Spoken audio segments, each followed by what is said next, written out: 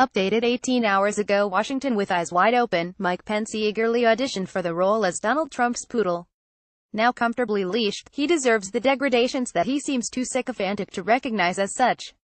He did Trump's adolescent bidding with last Sunday's pre-planned virtue pageant of scripted indignation, his flight from the predictable sight of players kneeling during the national anthem at a football game. No unblinkered observer can still cling to the hope that Pence has the inclination, never mind the capacity, to restrain, never mind educate, the man who elevated him to his current glory. Pence is a reminder that no one can have sustained transactions with Trump without becoming too soiled for subsequent scrubbing. A man who interviewed for the position that Pence captured, Tennessee Sen. Bob Corker, is making amends for saying supportive things about Trump. In 2016, for example, he said he was repulsed by people trying to transform the Republican National Convention from a merely ratifying body into a deliberative body for the purpose of preventing what has come to pass. Until recently, Corker, an admirable man and talented legislator, has been, like many other people, prevented by his normality from fathoming Trump's abnormality.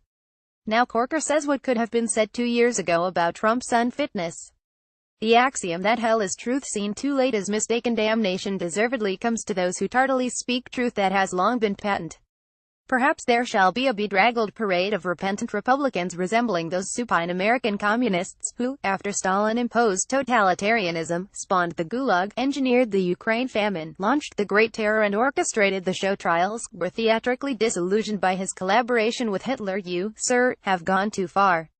A basket of gullibles. Trump's energy, unleavened by intellect and untethered to principle, serves only his sovereign instinct to pander to those who adore him as much as he does. Unshakably smitten, they are impervious to the everest of evidence that he disdains them as a basket of gullibles. He understands that his unremitting coarseness satisfies their unpolitical agenda of smashing crockery, even though his self-indulgent floundering precludes fulfillment of the promises he flippantly made to assuage their sense of being disdained. He gives his gullibles not governance by tantrum, but tantrum is governance. With Trump turning and turning in a widening gyre, his crusade to make America great again is increasingly dominated by people who explicitly repudiate America's premises. The faux nationalists of the alt-right and their fellow travelers like Stephen Bannon, although fixated on protecting America from imported goods, have imported the blood and soil ethnotribalism that stains the continental European right. In answering the alt-right in National Affairs Quarterly, Ramon Lopez, a University of Chicago Ph.D. candidate in political philosophy, demonstrates how Trump's election has brought back to the public stage ideas that a post-Lincoln America had slowly but determinedly expunged.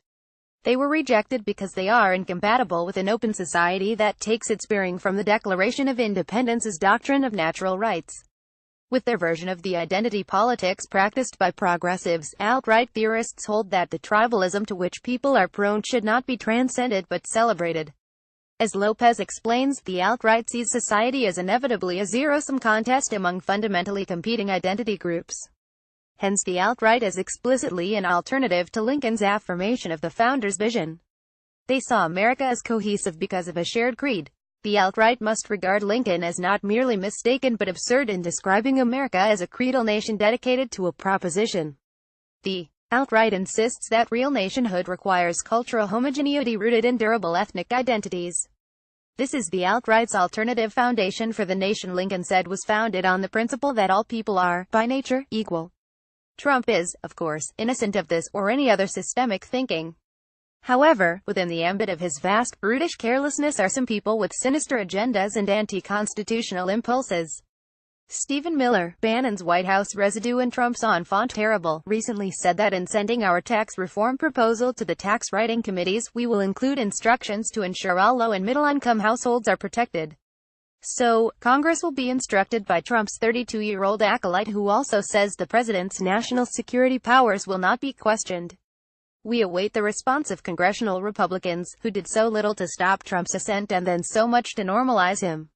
George F. Will is a columnist for Newsweek and The Washington Post.